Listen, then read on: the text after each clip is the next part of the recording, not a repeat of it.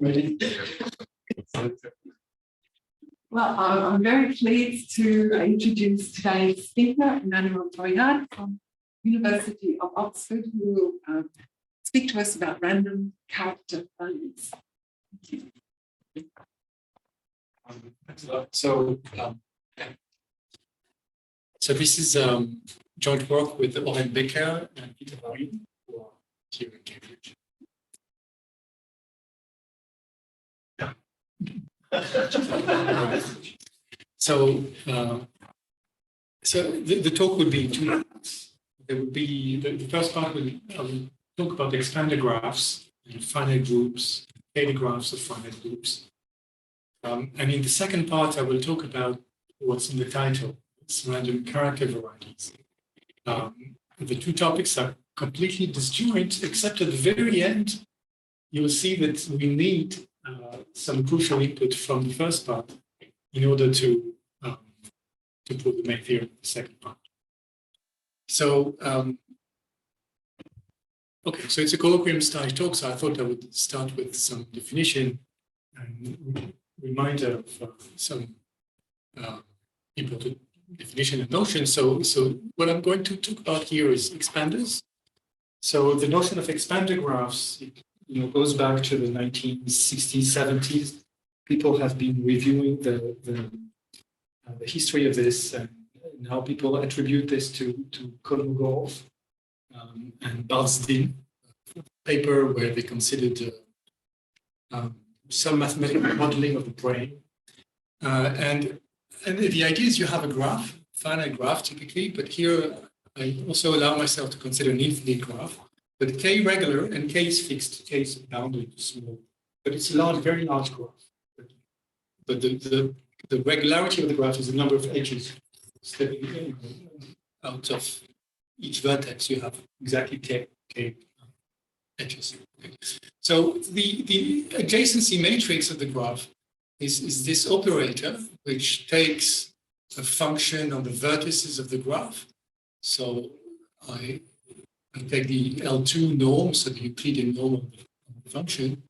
But the choice of the norm will intervene later. But okay, so you take the functions on the vertices, and to each function you associate a new function, which is the average of the values of the function and the neighbors of the point that you consider. Okay, so the y here are the neighbors of x. Right? There are k neighbors, so I take the average. So this is the adjacency matrix, or the sometimes called Markov operator. And I will denote by L2 0 here in subscript the orthogonal of the constant function.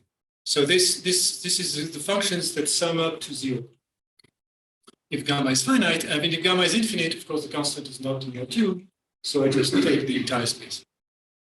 Okay. I say that a family of graphs, so an expander graph is not, the notion of expander graph is really defined for a family, an infinite family of graphs. For a given graph, you can say it's a good expander or bad expander. For the notion of expander family is for a family. So you have a family, typically infinite family of graphs, of k regular graphs. K is fixed, that's very important. And you say it's a family of expanders if the norm, the operator norm of this adjacency operator is bounded away from 1. So clearly it's always at most 1 because it's an average. And to say that it's an expander, it means that it's bounded away from 1 uniformly over the family. Okay. So if you have a fixed graph, of course, you can take the norm. You can say it's a good expander if the norm is not too close to 1. But for an infinite family, you say it's an expanding family if it's bounded away from 1. So what does this entail? Why is it interesting? So okay, so here are two remarks. The first is that when gamma is finite, you can bound the diameter of the graph in terms of this epsilon naught.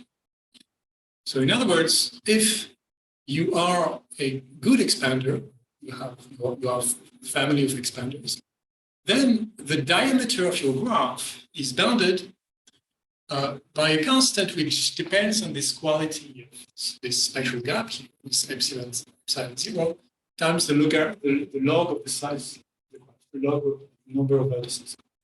The diameter has to be at least log.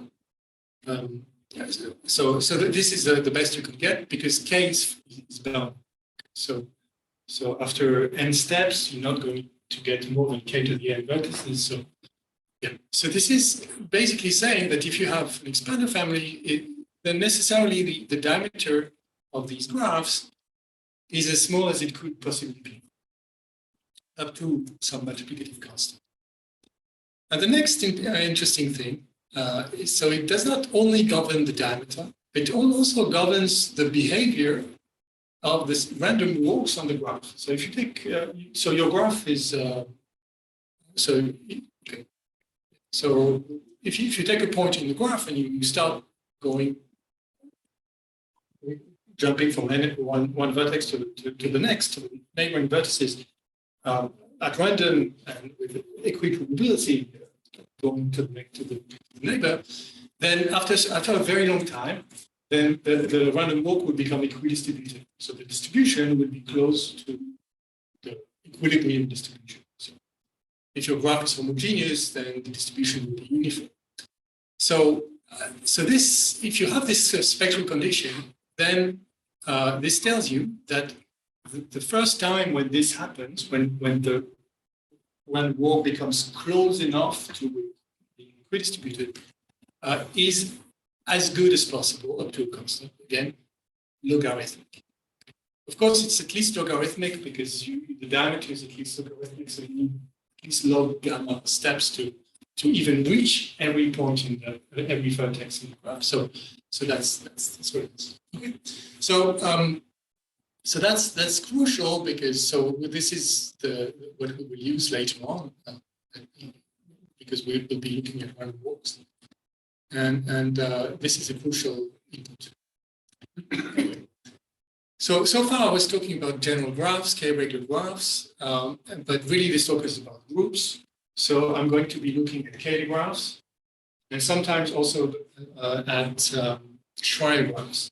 So graphs of G on H is a subgroup of G. Okay, so in this case, okay, the k graph, it's a k graph, you have a finite generating set, you connect two the vertices of the elements of the group, you connect two elements of the group by an edge.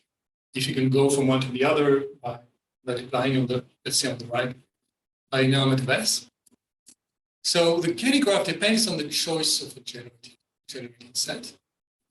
And then you can ask for what groups do you have, for what k graphs do you have this property that they have a good spectral gap. Okay. And so this is a question that has been investigated, particularly by Bosky, his followers 20 years ago. And here's one theorem they showed, Sabov, Bosky, Nikolov. They showed that if you take the family of finite simple groups, the entire family, you can turn it into an expander family. So you can find a certain k node here fixed to the degree. They have some estimate on how big it can possibly be up it. But it's fixed. It's not too, but it's bounded. And you can find this k nodes, and for each finite simple group, you can find a generating set which turns the entire family into a family of expanders. So actually, people did that before for the diameter. You can make it logarithmic diameter. So this is an improvement. Work of others from earlier. So actually, there's a small star here. So the family of Suzuki groups is missing, and with Green and Tao, about 5 years later, we found a different group that also covers this case. On the other hand, there is a folklore conjecture.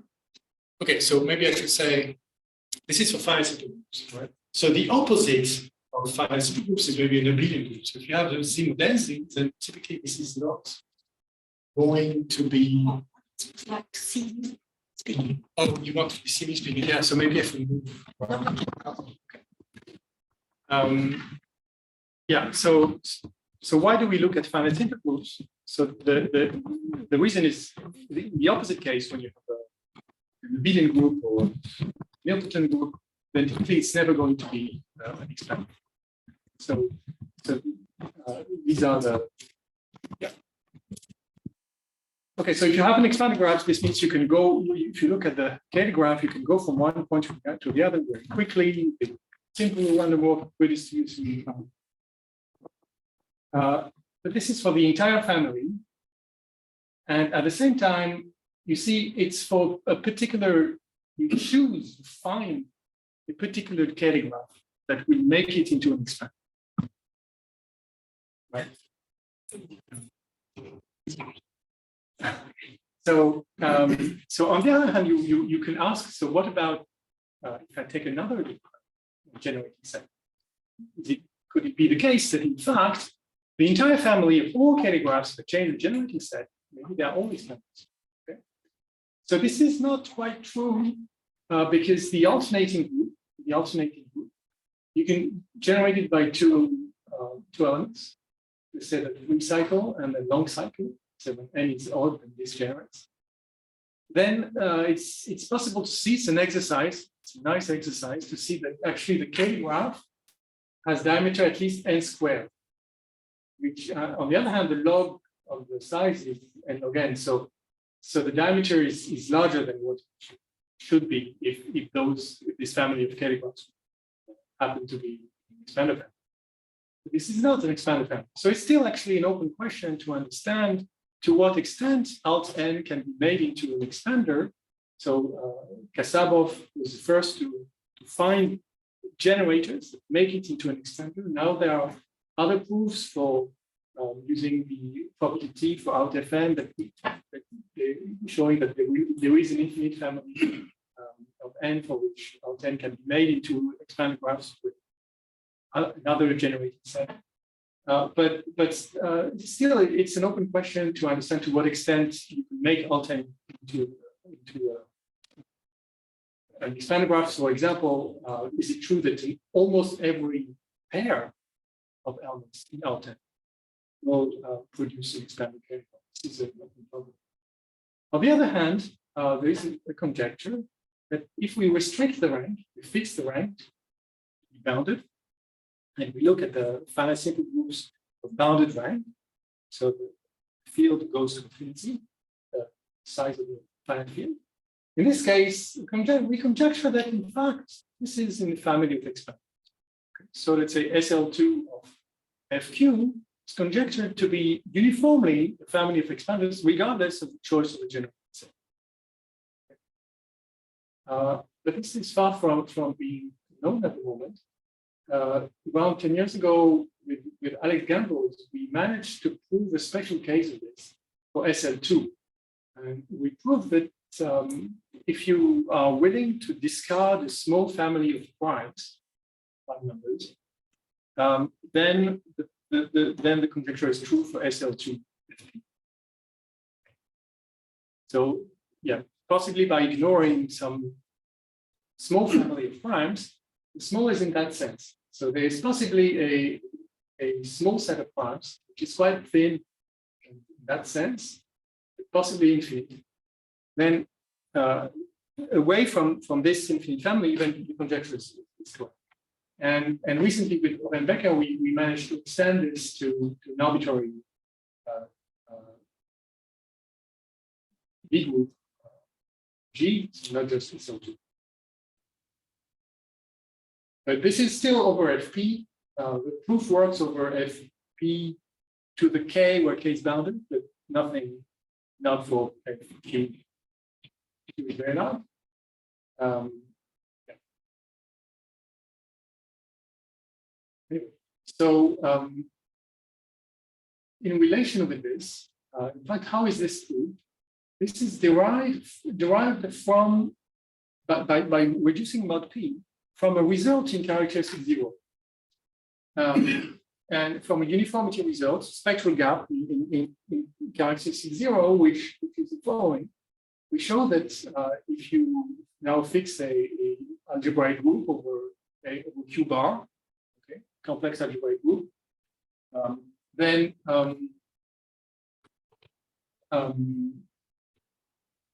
and you look at a set S finite set S in G of Q bar, and you fix the size, it's size K, and you suppose that it generates a Zariski dense subgroup of G of Q. So, for example, SL2 Q bar, and you take two matrices and they generate Zariski dense subgroup.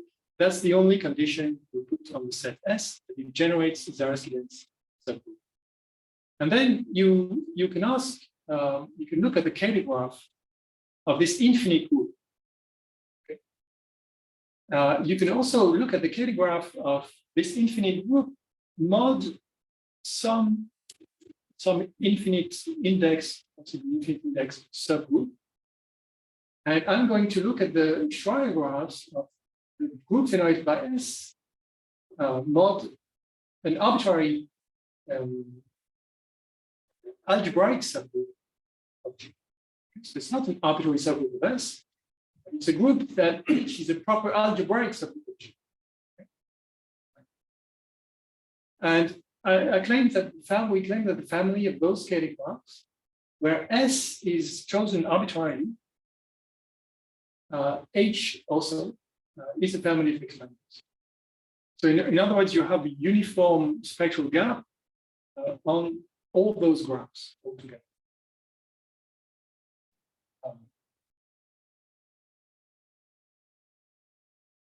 So it's by proving this theorem that we can somehow affect make the machine that help us prove and then we can reduce mod P, and then there is a machine. So I haven't cited the work of Bourgain and Gambaud, but this Bourgain and Gambaud machine allows you to go from a certain step where you need to show that you have some equidistribution up to some stage, and then they are machine kicking. But to prove the equidistribution up to some stage, this is what you need. And you need the uniformity. This is absolutely crucial to be able to transfer between characteristic 0 and characteristic. Is this the Schreier graph, the group generated by S in the cosets of H? Is this? Yes, yes. In fact, yes, the coset of H. I should probably have said H intersected the coset. Yes.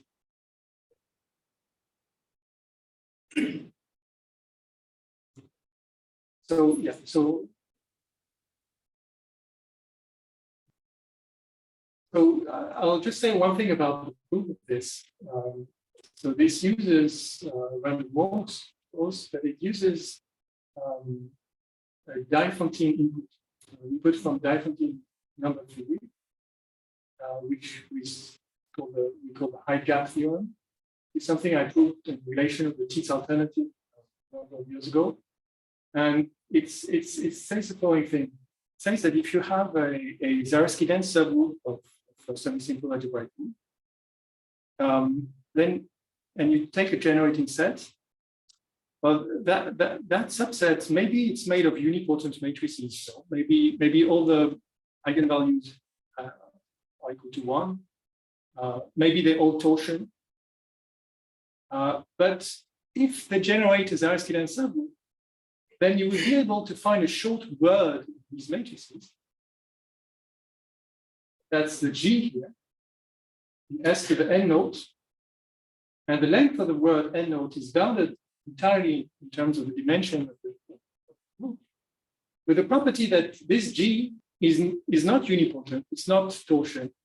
It has an eigenvalue, which is of height bigger than some fixed number epsilon. So the height of a number is the Weil height. So this is a measure of the arithmetic complexity of an algebraic number, but you can think of it so so the torsion, the roots of unity have height 0. So anything that has height, and if and only if. So this, to say that it's bounded away from 0, is a measure of how far you are from being a root of unity. Right? So this is so the proof of the statement uses some number theory, but the crucial thing is that it tells you that you're going to get out of torsion elements very quickly. You cannot stay forever in torsion. We know that for infinite groups by a theorem of Schur, that the torsion, finitely generated torsion subgroups of GLN are finite, but this is some kind of a quantitative version of this. It tells you that not only they are finite, but you can get out of the torsion elements. Right, so this is the end of the first part of the talk. And now I move on to a different subject, so you can forget what I said for a moment and focus on this very different thing. And I'm going to be looking at finite presentations. Okay, so I have a finitely presented group, has K generators, has R related. And for me, throughout the talk, K and R are going to be fixed. Okay, but what's going to vary is the relators. Relators W1, W2R, they're going to change. Vary them, their length will go to infinity. All right, so that's a finite group. And I'm interested in the representations, homomorphisms from this finitely presented group into a semi-simple algebra, like SL2C. And this I call the representation variety on gamma WG, the representation variety of the finitely presented. So the representation variety is closed algebraic set in G to the K. It's defined by those equations, which are polynomial equations. So it's an algebraic variety. And people who study this usually take the, decide to consider another variety related to this one called the character variety, which is a quotient. I put the double bar here because it's the so-called GIT quotient. What it really means is that you see this homomorphism here, a variety, clearly has an action by conjugation of G. G acts by conjugation of it. If I have a homomorphism like a conjugative, you get a new homomorphism. So you would like to factor out this conjugation.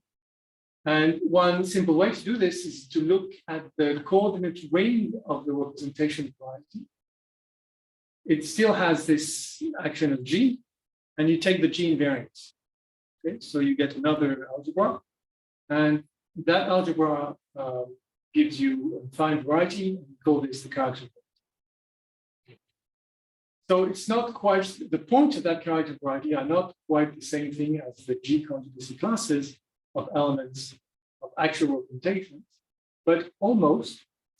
And for the part of the variety that I'm going to look at, then this will be true.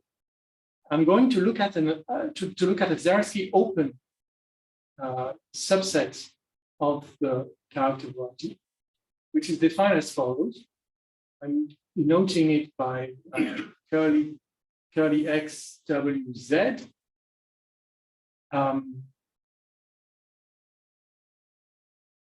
Yeah, and so sorry, this I forgot the intersected omega here. What I really meant is this here. So curly X omega, curly X W Z is X W intersected with omega mod G. And omega is the locus of points in G to the K, so the tuples that generate a Zariski density. Okay. So that tuple, this is, it turns out this is a fact. It's not completely obvious, but it's true that it's a Zariski open subset of G to the K. Okay. It's easier to prove that it contains a Zariski open, but it's actually Zariski open when G is semi-simple So it's a nice, large, open, vastly open subset. The complement is a closed subvariety of smaller dimension in d to the k. And every point in d to the k there generates the student subgroup. In fact, you can even take k equals 2, because every semi-simple group is generated by 2 elements. And so, yeah. And so that's the part I'm going to look at. I'm going to intersect this with the representation variety and take the quotient. In that quotient, then it's the G orbit. So before I take the quotient, the G orbits, the G conjugacy classes of the point in omega will be closed. So because it's a closed orbit, then it becomes a real point in the representation, in the character. Yeah, so there is this correspondence, nice correspondence between G orbits and points in the character. All right, so I'm going to be interested in this character. This is very general. You can read about this, for example, in the book by Lubotsky and Magid, set up this theory, the general theory of these character varieties. And it's been studied in many for many groups, many parts of mathematics, actually. So here are some very basic questions that one can ask about this. So for example, what's the dimension of the variety? Okay. How many irreducible components there are? Now, if the group is defined of a Q, then there is an action of Galois on this, the Galois group acts on the representation variety and therefore also on character variety.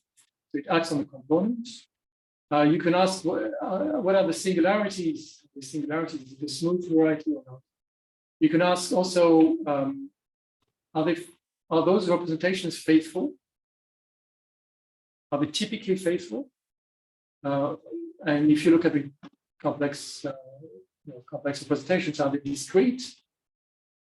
So in the world of discrete groups, people are very fond of this object because this character variety defines the deformation space of your discrete group and its representation. Okay. So, for example, in the case when gamma, the group gamma, is a lattice in semi-simple Lie group, such as SLN Z, for example, or lattice means discrete and finite covolume. So there is the whole theory of Borel, Alexandra, and Margulis, which basically classifies all those lattices in most cases. And in particular, we have Margulis superrigidity theorem. And this theorem tells you what the representations of SLNZ or other lattice of that type, what they are. It tells you that in fact, when the rank is at least 3, so at least 2, so that's at least 3 here, then every representation of SLNZ comes from a representation of the ambient Lie group. So they are algebraic. There are no strange representations. They're all algebraic. So in particular, they are rigid, and the representation variety is finite. So you cannot deform. The only way you can deform is by conjugating. So the character variety is finite. So the representation variety is a finite union of conjugacy classes. So this is what the Margulis theorem tells you. It even tells you that it's Q irreducible. So it's not just finite, but in fact, the only way you can change the representation is by acting by the Galois. So we say in this case that gamma, the finite representation is Galois rigid in the semi-simple. Yeah, the representations of SLN, the Lie group, I mean, you say they're just discrete. Yeah. Number of those, but they're all defined over Q. Yeah. So what's the Where would For there be a Galois? SLN Z, yes. But if you look at Oh, slightly other- more other complicated, groups, like Great. like SLN of OK, Oh. then this is still true. Then you need, then you could. I see. So for SLN Z, their representation is just 1 point. Character one. So further examples. So it doesn't always have to be higher rank. So Weizen, for example, like in a paper on joint paper on cofinite rigidity, it's very nice on cofinite rigidity. He studies this group, PSL2Z right omega, where omega is a group 1, and he shows that this is Galois rigid. This is an important part. This plays an important role in this work. Another example that has been very much studied is the case of surface groups, pi1 fundamental groups of surfaces, hyperbolic surfaces, G is 2.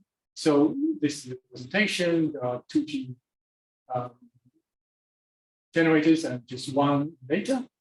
And we know, and this is by work of Hartingchuk and collaborators at Chebotarev from the 90s and early 2000s, we know that in fact this character variety is absolutely irreducible. So it's only one component. And we also know that the dimension is given by this formula, 2G minus 2 times the dimension. So this formula is not so surprising because what it really says is that it's a heuristic, it's the naive guess. You have 2G, variables, and you have one relation, and then you need to divide by the conjugation because I'm looking at the character one. So this accounts for another minus 1, 2G minus 2. Okay.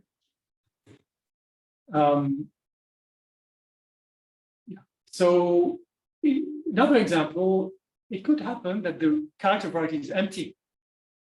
For example, if you take the Bohm-Sachs-Solitan group, 2 generator with this relator, when the GCD of n and n 1, then this is empty. The character variety is empty. There are no images from Bohm-Sachs-Solitan group with Zariski dense image. There are no representations with Zariski dense image in the semi-simple region. You can see this fairly easily because you have two matrices A and B, and A to the M is conjugate to A to the M. Then this means that A to the M and A to the M have the same eigenvalues. Could this possibly be? It forces A and B to be quasi-uniform. Once more. Okay, so here's another example or class of examples that you could play with. So this, I just fix G equals SL2C. I take 2 generators, 1 related. Okay, so 2 generator, 1 related groups. And I'm interested in all the SL2C representations. But it turns out that you can get things quite explicit in this case.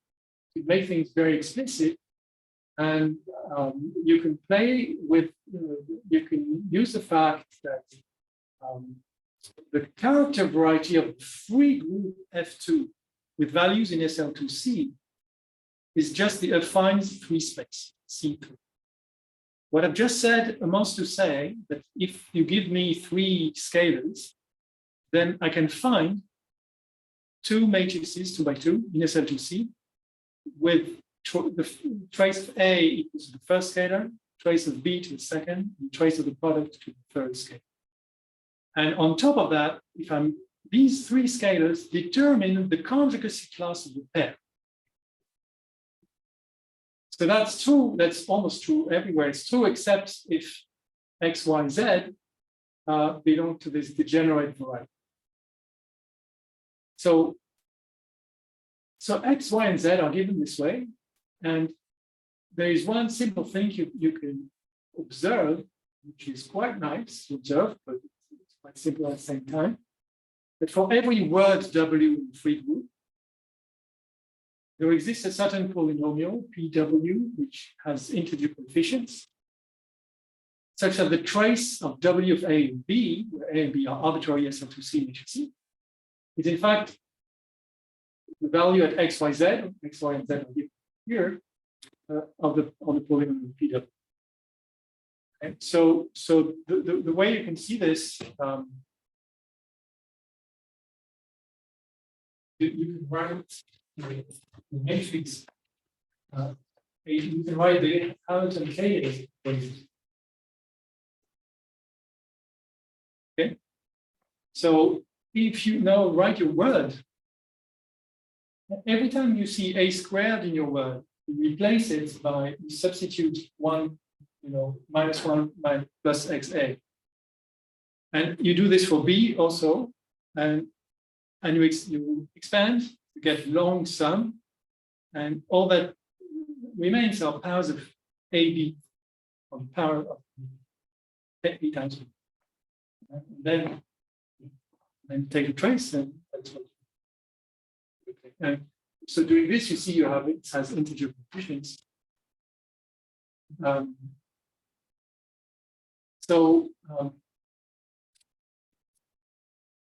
Yeah, so this is what we are proposing. Here, the omega, I remind you, was the locus of points that generates the Zariski-dense subgroup. And it turns out that this is open, and the complement is a great variety, and it's very simple, it's easy to describe. It's a union of three things. The cubic hypersurface, this one, very explicit, is the locus of reducible representations.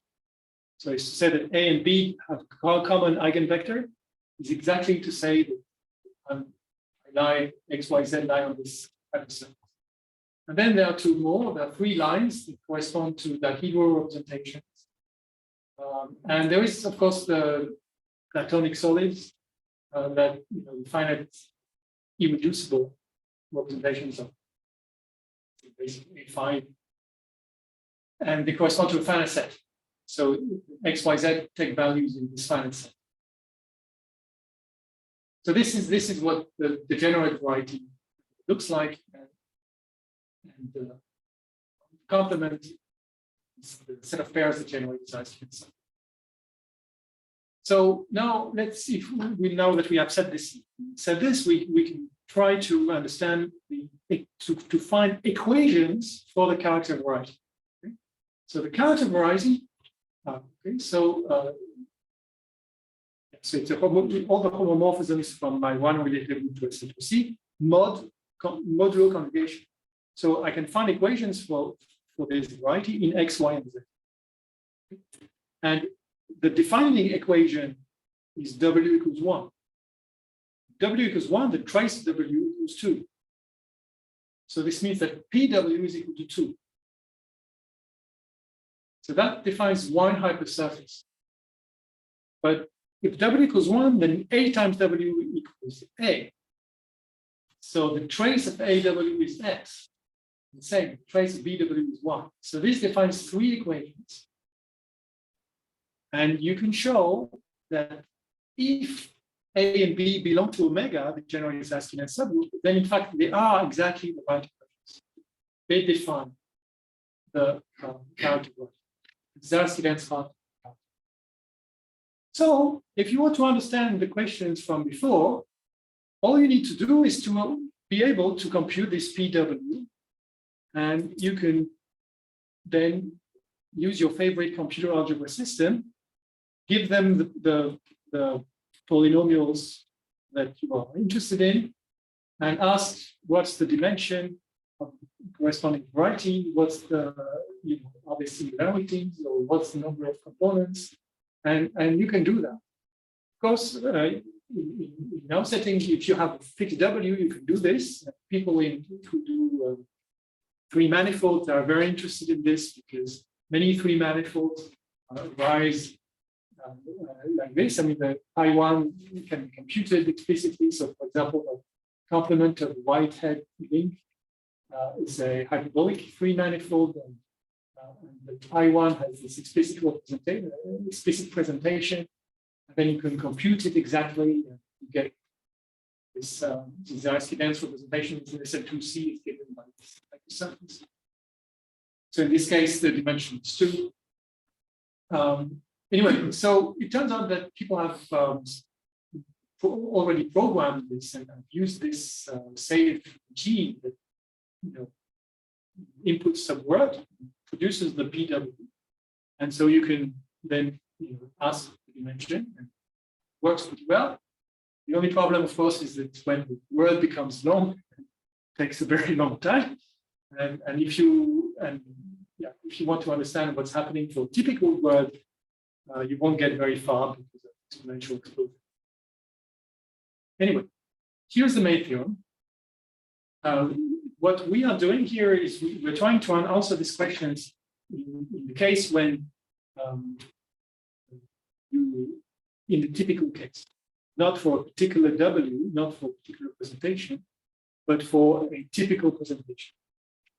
And we show that what one can expect heuristically happens most of the time.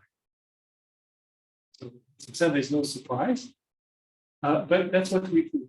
We prove that if you fix K, you fix R, and you take relators very long length, and you consider all possible relators of length L. L is very long. Okay, and we show that apart from, so they're typically 2K minus 1 to the L such words, and we show that there is apart from a possibly exceptional set, very small proportion, the exponentially small proportion.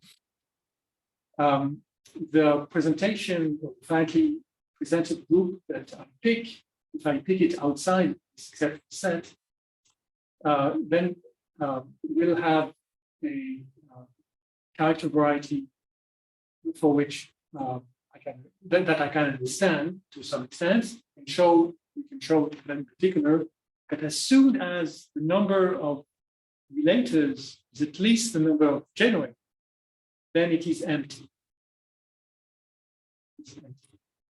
So empty means that there are no Zariski dense representations.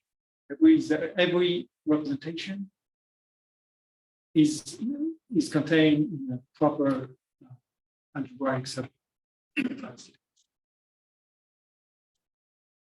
When R is equal to K minus 1, this is an interesting case, because then we can show that it's finite and non-empty. So in other words, the representations that you get a finite set of points. It's a pretty interesting finite set of points because we also show that it's Q irreducible, so namely the Galois acts transitively on it. And so these gives interesting Zariski dense subgroups of G that are rigid in the sense you cannot deform them. The representation provided is finite. And they're quite interesting. Usually, they don't have property T. Property T usually is associated to having a finite character variety, but these usually do not have property T. Anyway, and we can also, so that it's finite, and in the case when there are fewer relations than number of generators minus 2, then the representation variety is positive dimensional. You can compute its dimension, and it's the expected dimension. Okay, and we can also show that it's irreducible, absolutely reducible, like what happens for the surface groups. Okay, it's a theorem, but it's under GRH. So we can only prove this under the Riemann hypothesis. Yeah, for number fields, for all number fields, for the zeta functions. So just wrote again the theorem here. The corollary of the theorem is that sorry, I forgot one hypothesis. In case 1 here, I mean the corollary is in case 1. In case 1, when R is at least K, then to say that the character variety is empty, in fact, you can bootstrap this fact and show, if the image cannot be Zariski dense, actually it cannot be Zariski dense in any proper subgroup. So in fact, the image has to be solvable, virtually solvable. So in that case, every homomorphism has virtually solved the image.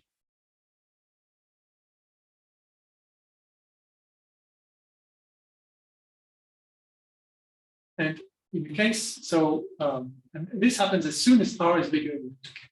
So prior to this, and this was part of our motivation, it was work by Mosky and Kozma, proved this corollary, but when R is very large compared to it grows with L. When there are so many relations, at least log L relations, then they are. Okay, so now in the next 5 minutes or so, a bit late, I'll discuss a bit the method. So the method relies on a counting on mod p, counting mod p. So even though this is characteristic 0, we prove these statements by reducing mod p. It's based on the Langbayer estimates. You know, if you count the number of points, variety of a finite field, then you can have an idea of what's the dimension the variety is, and you can have an idea of how many geometric components there are. Here, Cx cubed here is the number of components that are defined over a cube. It depends what cube you take, some may be defined, may not. So the strategy is to estimate the size of the representation of variety mod p for various primes. And the main idea is to use a double counting model. So we're going to average over primes, moving window, and we're going to average over words of length. Then we're going to swap the two averages. So when we swap the two averagings, so maybe here, sorry, here we swap the two averagings, average this, we average that. So we are, you know, the quantity on the right-hand side here is approachable using Langbayer. And he's going to tell you something about dimension of the variety for most W's. The quantity on the right, so that's what we want to know. Quantity on the left-hand side, on the other hand, it's an average of the primes of the average over the word. And to understand this, you can do this if you understand the random walks on the word. So the average number of points is the sum of the probability. So what is XW? It's the tuples that are killed by W. So how many points are killed by W? On average, it's the sum of the probability that the given point is killed by W. So it's the probability that the random walk comes back to the identity after a time equal to the length of the loop. And so if you know that your Cayley graph is an expander, then you know this probability very well because you know it has mixed. If you know that it has mixed quickly enough, you will get this estimate for an L of size log P, which is exactly what we need. So, and if you note here that in order for this to make sense, you need it for all axes. So of course, some axes here will not generate GFP. But then those, they are in this proper subvariety, don't generate the Zariski. So in fact, for an open set here, they will generate, but we still need this for all generating sets. So we need, it's absolutely crucial to have the uniform expansion that was mentioned. Anyway, let me come back. So another part of this is, so when you use Langbayer, and another part is when you need to average over the primes. And this is where Chebotarev comes in. So there's this beautiful book by Serre called Lectures on NXP. And it tells you everything you need to know about the number of points, variety of P.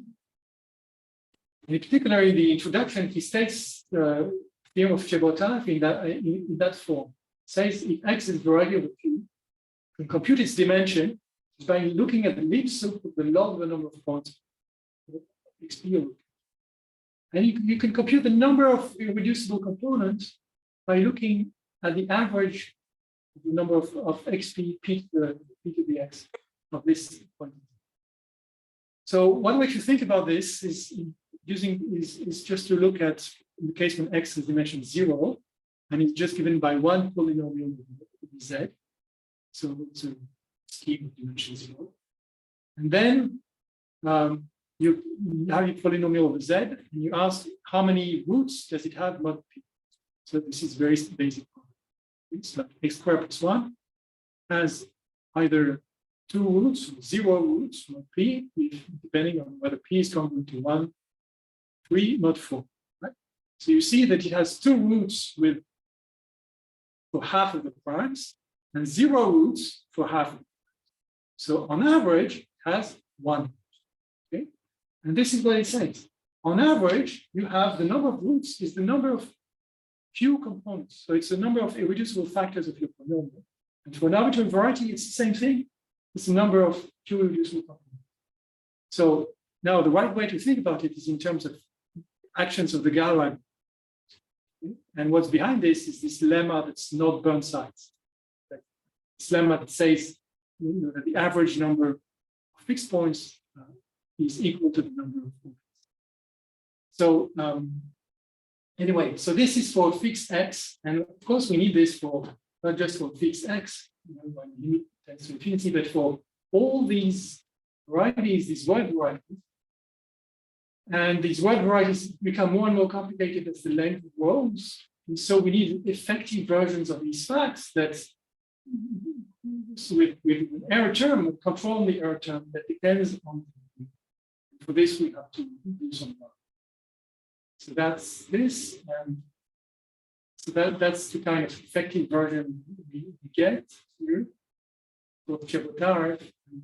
So the proof of Chebotarev relies on the prime ideal theorem, which is an extended version of the prime number theorem for prime number fields. And we also need, slightly running out of time. Stop here, but this is where Parker vector comes in. So if you want to understand the number of prime ideals of norm p to the k in the number field, where p varies between a large window, this amounts to understanding the number of k cycles of the Galois group acting the Galois group of the Galois closure of the number. And so you get this theorem here, which the number of prime ideals of norm p to k is related.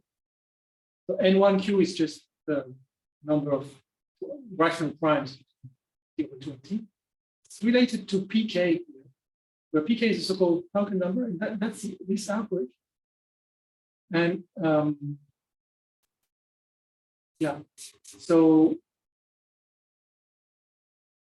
so to be able to prove this theorem, you need to prove an analog of Chebotarev, but for this character, this ck of g.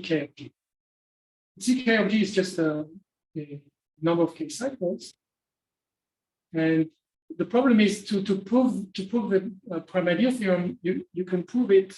You can prove the prime ideal theorem, but that will only be able to tell you about the statistics of permutation characters. Permutation character of the Galois, permutation characters of bounded dimensions. And here, this is not a permutation. It's actually, it's the value of g to the k of the permutation, the simplified thing. And so you need to be able to express this as a linear, integer linear sum of permutation characters to which you can apply the prime ideal theorem. And so this requires a little bit of representation theory of the symmetric group to be able to express this as a linear combination of permutation currents. So this quote from Peter's book. Yeah, for this, I like it. It's exactly what we are. It's exactly this. So we, Parker vector, Parker number is an integer, and we can only get an approximation to this integer because we are using some probabilistic arguments that it only tells us that you get close to this integer, but because it's an integer, it's actually so that's. So that's about it. This is some modern progress. Use this, and in the end we get a lower bound on the size of the character variety using all of this. But this is not yet. So I'll stop here. Thanks.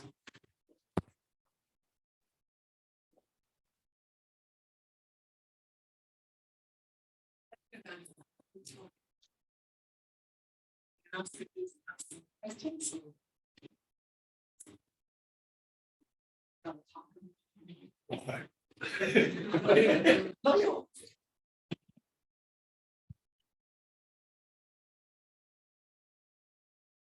Tired of it online. You have any ideas of other interesting variants of character variety, like other characteristics? Yes, sure. Yeah, I mean, this is what we can do, but people have studied this problem, especially in the case of surface groups and Fuchs groups. You deal much more than I actually know, that, because it's the moduli space. It's representation variables. Yeah, no, so yeah, I think people have studied, for example, the Euler characteristic of random real varieties. When you define them by random polynomial. That's a bit different, but still the same philosophy. But yeah, so I don't know. Singularity is also something that should be investigated. I believe these are smooth most of the time, but to prove this would require some other work.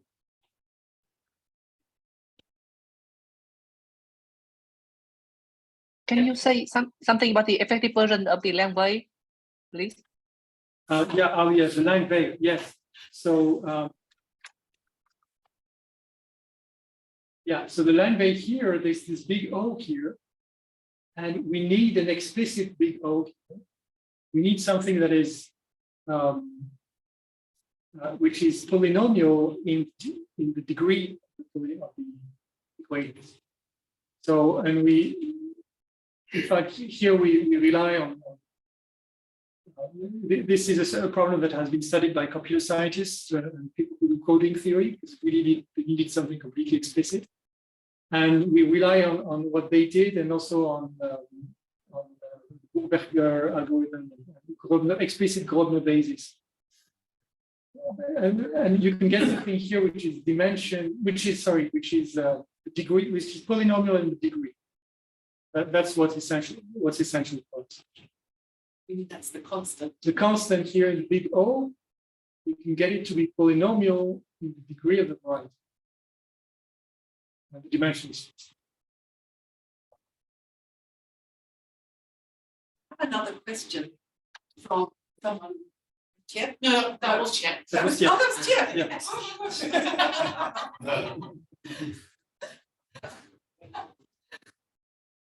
I didn't recognize you. I don't think it's me. I'm not sure there are things in the chat. Yeah, no, it's all right. I'm watching the chat. It was chat, but he spoke.